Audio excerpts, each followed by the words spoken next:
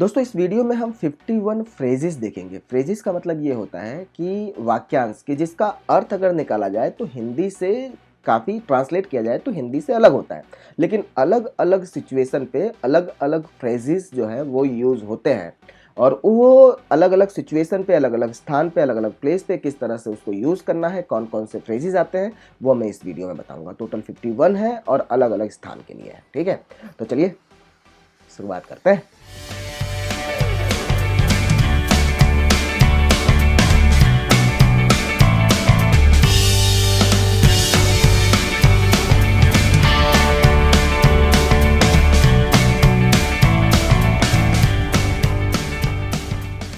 Introduction कैसे देना है। इंट्रोडक्शन जब किसी से हम जब मिलते हैं, पहली बार मिलते हैं या दूसरी बार मिलते हैं तो कैसे हम लोग बात की शुरुआत करते हैं और कैसे उसे मिलते हैं। तो सबसे पहला तो हम हाय हेलो करते हैं।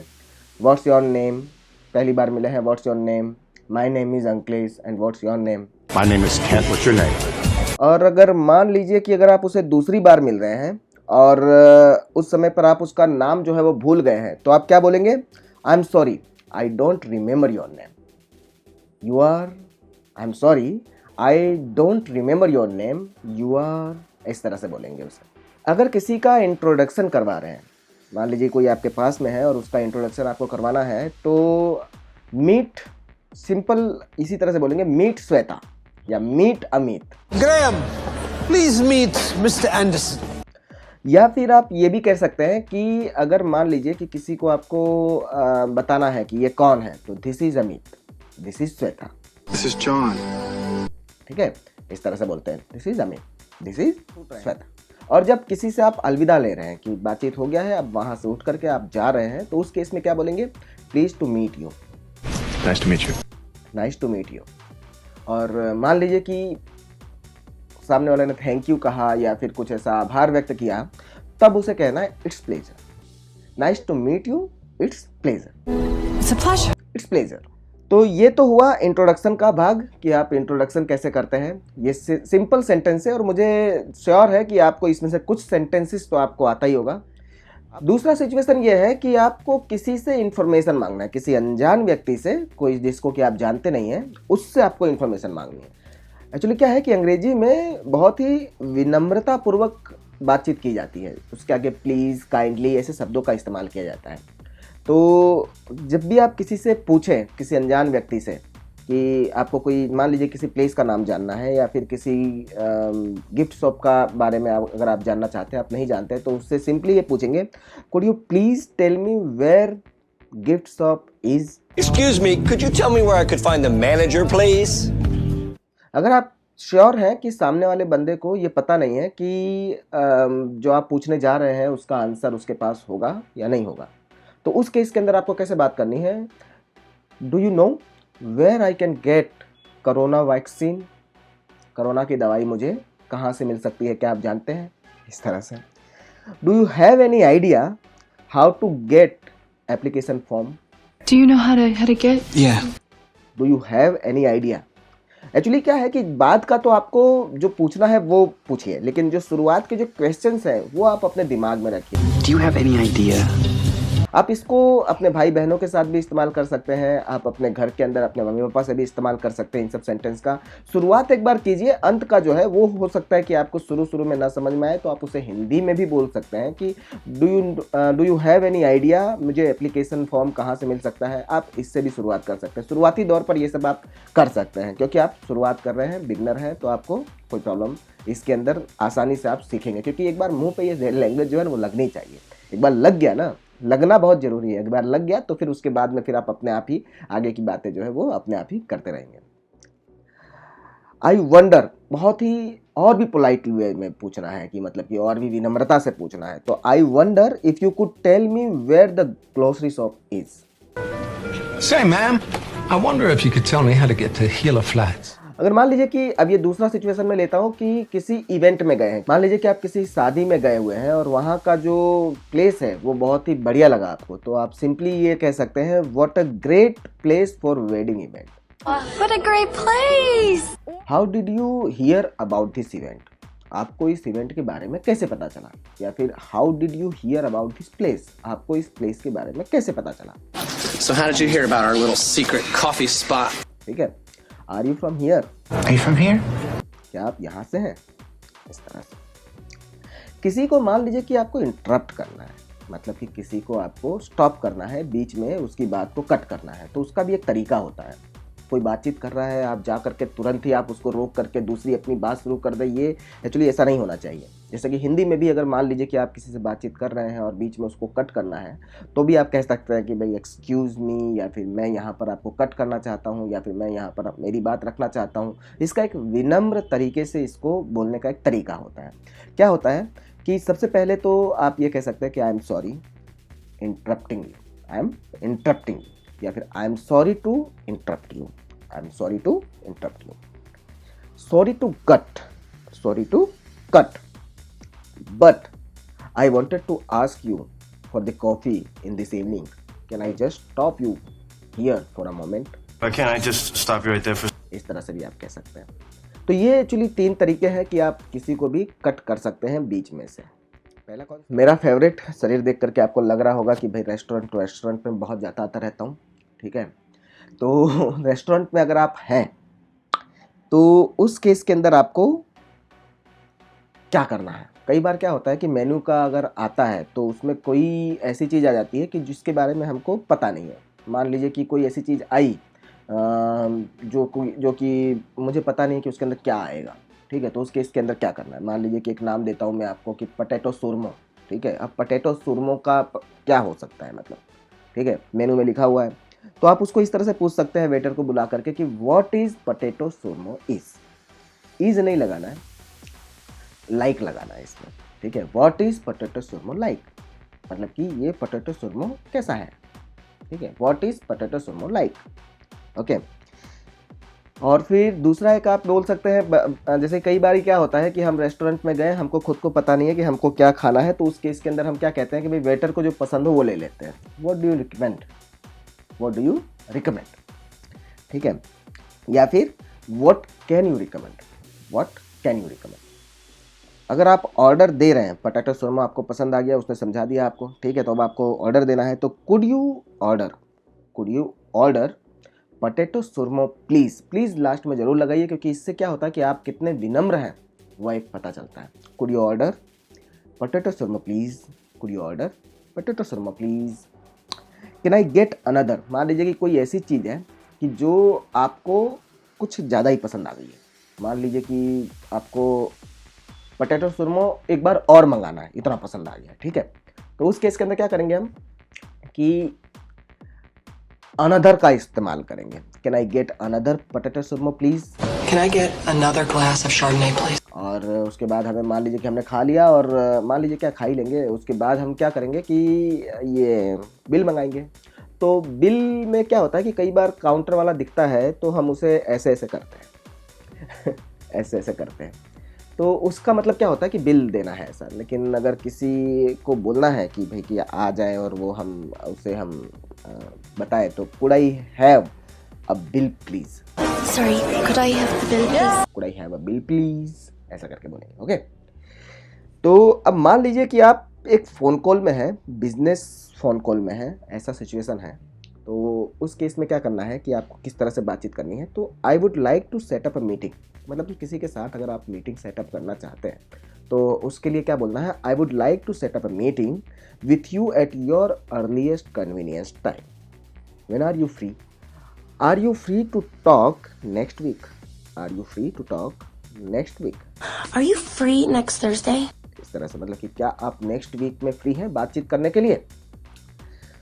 Does Monday 11 PM works for you, किसी से बातचीत कर रहे हैं और उसको हमें मंडे का 11 PM का उसका टाइम हमें मांगना है, तो उस केस में हम क्या करेंगे, इस तरह से पूछेंगे does Monday 11 PM works for you. अब ये वर्क्स फॉर यू अगर हम हिंदी में अगर ट्रांसलेट करेंगे तो इसका मतलब क्या होता है कि हिंदी में अगर हम ट्रांसलेट करेंगे तो क्या ये आपके लिए काम करेगा, ऐसा कुछ हो जाएगा। लेकिन नहीं, ऐसा नहीं होता है। मान लीजिए कि अब आप मीटिंग में पहुंच चुके हैं और आप वहां पर अब शुरुआत करने जा रहे हैं मीटिंग की, तो सिंपली इतना कह करके आप शुरुआत कर सकते हैं, we are here to discuss, we are here to discuss, हम यहाँ पर ये चीज़ डिस्कस करने के लिए हैं। तो अगर मान लीजिए कि आप अपना प्लान बताना चाहते हैं, तो today I would like to outline our plan for, today I would like to outline our plan for. मान लीजिए कि अब एक ऐसा सिचुएशन है कि आप किसी के साथ एग्री हैं, मतलब कि उसकी बात से आप सहमत हैं, तो आप क्या कहेंगे? तो 3-4 शब्द तो ऐसे हैं कि जो मतलब कि आप ऐसे राइट अवे बोल सकते हैं, exactly, absolutely, you are right, sure. इस तरह से आप अपनी एग्री, आप सहमत हैं उसको आप जता सकते हैं।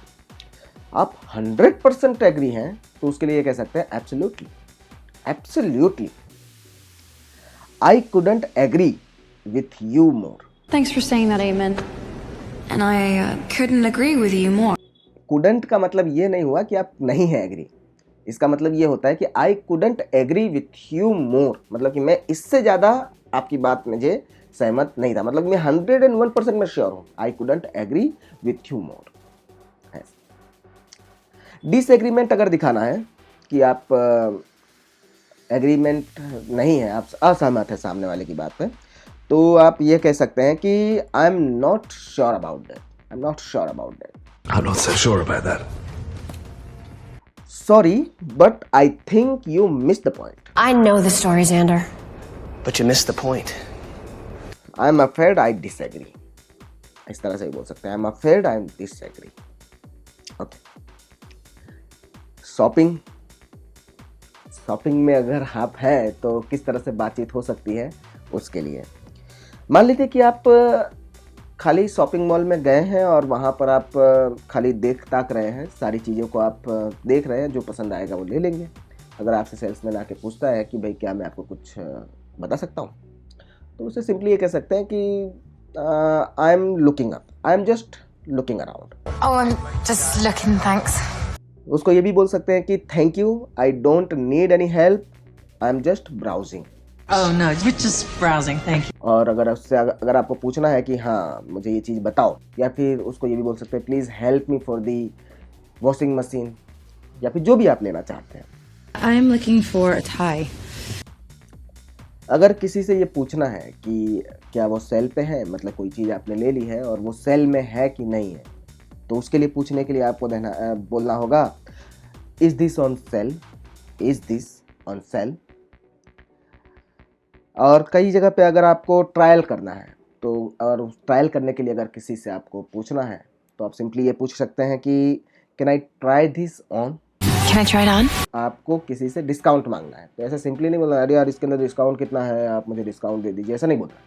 आपको इंग्लिश में बातचीत करनी है, तो वहाँ पर इस तरह से बोलना रहेगा कि can you do me a deal. अगर आपको कोई चीज़ पसंद आ गई है और आप उसे लेना चाहते हैं, तो simple great, I will take it. I'll take it. अगर किसी को आपको किसी वस्तु को आपको गिफ्ट में करना है, तो उसके लिए क्या बोलना है, can you please gift wrap it for me. Do you think you could gift wrap it for me, please? Gift wrap it for me, ठीक है। आगे सामने वाला ये भी पूछ सकता है कि how would you like to pay. How would you like to pay? Credit card. How would you like to pay का मतलब ये होता है कि आप किस तरह से पेमेंट करना चाहेंगे, कैश में, कार्ड में, डेबिट कार्ड में, मोबाइल से, अभी तो वॉलेट का भी ज़माना है, तो वॉलेट से किस तरह से आप पेमेंट करना चाहेंगे वो पूछना चाहता है। तो उस समय पे आप बोल सकते हैं कि I would like to pay by cash, या फिर I would like to pay by card, I would like to pay by my mobile app, whatever you want, right. अगर आपके पास कोई कूपन है और उस कूपन को आप रिडीम करवाना चाहते हैं, तो रिडीम करवाने के लिए आपको कैन आई रिडीम दिस, इस तरह से बोलना है, कैन आई रिडीम दिस। आप कूपन को दिखाइए और बता दीजिए can I redeem this. Hello, I would like to redeem this coupon. Okay, तो ये रही बात शॉपिंग की। अब हम बात करेंगे लेट होने की। अगर मान लीजिए कि कहीं पर आप पहुंच नहीं पाए हैं या फिर पहुंचने वाले हैं और आप उसको मैसेज देना चाहते हैं या फिर लेट होना चाहते हैं, मीटिंग को पोस्टपोन करना चाहते हैं, रीशेड्यूल करना चाहते हैं, तो उस केस के अंदर कैसे बोलना है, तो वो चीज़ है।